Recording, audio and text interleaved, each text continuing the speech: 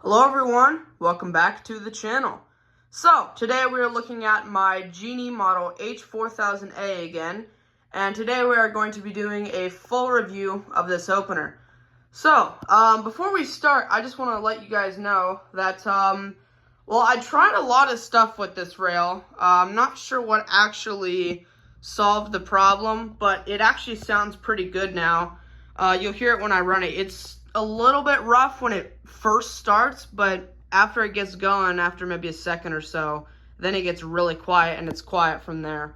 So, yeah, I really don't know. I thought it was the rail, so I messed with that. Then it seemed like maybe the trolley was the problem, so I messed with that for a bit. And, well, it's running just fine now, so I'm just going to leave it the way it is. But yeah, anyway, on with the review. Like I said, this is a Genie screwdriver opener. The model number is H4000A. This one was made in 2006. It is an IntelliCode opener. So it obviously has a learn button. It's obviously not a dip switch opener. It is a screwdriver, so you got the screw in here. This opener came with a 3-piece screwdriver rail. I'm using a 1-piece screwdriver rail just because the 1-piece is better. So, yeah. The way it bolts into the opener, so there's 2 bolts right there, and there's 2 nuts on them, so they just go there. There's a coupler inside there. This one worked perfectly fine when I pulled it out of the dump, so I'm assuming maybe the coupler was the problem, either that or the trolley. But, yeah, so there's a coupler in there. That's a common part to fail with these. Another is, like I mentioned, the carriage. Another common part to fail with these. So, yeah. This one does not have a built-in limit system. It has these switches right here that, when it hits, that's when the opener stopped. You can kind of see here, it already hit the down one, and it's down right now. So, yeah, these just kind of wire up. There's just a wire that goes along. This one does require safety sensors. This one would have came with the, like, square style sensors, but, these work perfectly fine. Sensors wire up over there along with your wall button. The sensors you can put on either terminal, either 3 or 4, but, they have to be the same color. For the wall button, the black one has to go on terminal 2, and the white one has to go on terminal 1. So, yeah, the wall button that would have came with this would have been a push button, kind of similar to what I have set up on the Phantom, except it would have had the black case. And the remote would have been one of these Genie tombstones.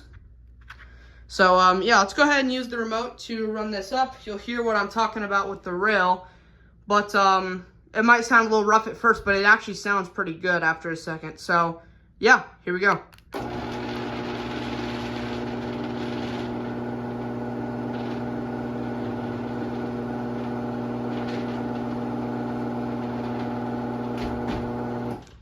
So yeah, there you heard the rail. Started off a little bit louder, but then it got quiet.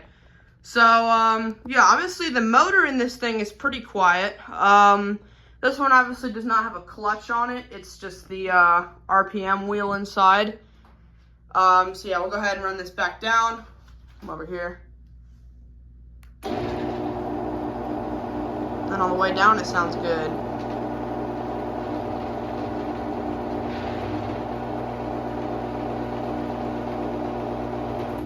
And you can kind of get an idea of the speed. I obviously don't have an actual garage door attached, but it would connect to this arm right here.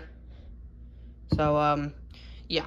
The way you unattach it from the screw, you just pull this, and this lever comes down, and now you can move this freely along the rail. That way, if there's a power outage, you need to get your car out or something. And this one has no inner trolley. It's just all one trolley. There's teeth on the top of this that go into the screw. And it connects. So, yeah. That's where it would bolt into the header end right there. So, yeah, I can't remember if I've mentioned this already or not, but this is a 1/2 horsepower opener.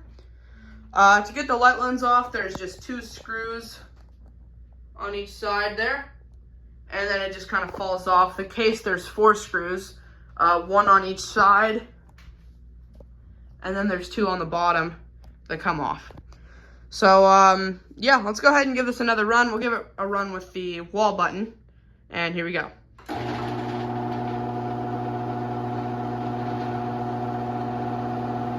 And we'll get you a view of the limit switch as well. So yeah, you can see it just comes up, hits that switch, and it stops. So yeah, this is also another common part to fail with these. So yeah, they're pretty cheap, and they're really easy to repair. You just have to unplug the wire, and then there's a screw on each side, and then you can just do some fine tuning from there. But yeah, I think I've kind of covered most of it. We'll show you the sensors here. If the sensors are blocked, if something obstructs the beam, it'll reverse and go back up. This one does not blink. A lot of, or pretty much all Chamberlains that were made before the last year or so, and after, I want to say like 94, or even or after 93 is when the sensors came out. I know they had a little bit of a weird blink period, but anyway, this one does not blink when it comes back up. A lot of Chamberlains do. This one doesn't. But yeah, the way you set the force on this, there's just 2 little dials in there. So I believe the bottom one is the up force and the top one is the close force. And you just turn them depending on which way the arrow says. So yeah, a good way to test that is just to set a 2x4 on the ground, and you want to make sure that it will reverse, or anything that won't obstruct the beam that's you know, good enough to do that. The door arm's pretty easy. You just take this ring out, pull the pin out, and then the door arm comes off as well. So yeah, I guess we'll give this one more run down, and then I think that'll pretty much be it.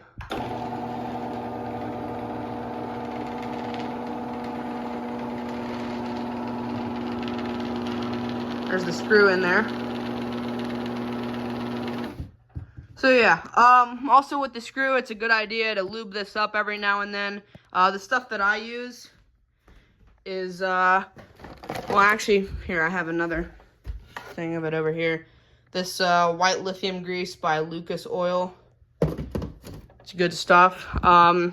You don't want to pack too much grease in here, as that was the problem with mine. Having too much grease packed in here was making that noise.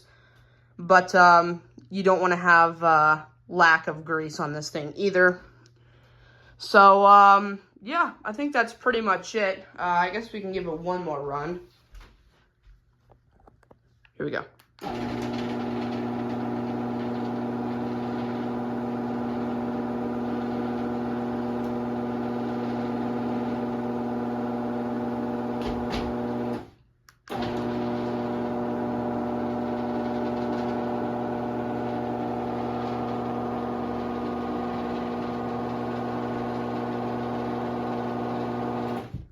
So yeah, there you go. That's a review of the Genie H4000A.